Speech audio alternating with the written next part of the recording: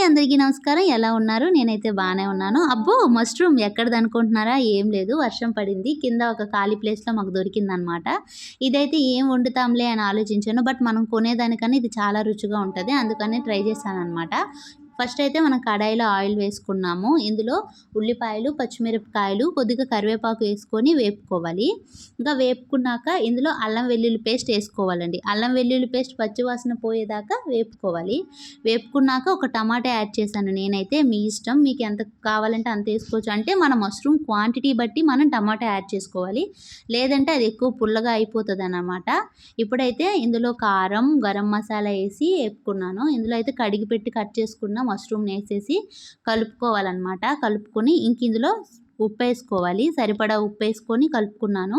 ఇప్పుడైతే దీని మీద మూత పెట్టేశానండి. మూత పెట్టి సిమ్‌లో పెడితే మగ్గుతదనమాట. ఉన్న వాటర్ బయటకొచ్చేసి ఉడుకుతది. ఇప్పుడైతే మన మష్రూమ్ కర్రీ రెడీ అయిపోయింది. Okay friends, bye. నెక్స్ట్ వీడియోతో మళ్ళీ కలుద్దాం.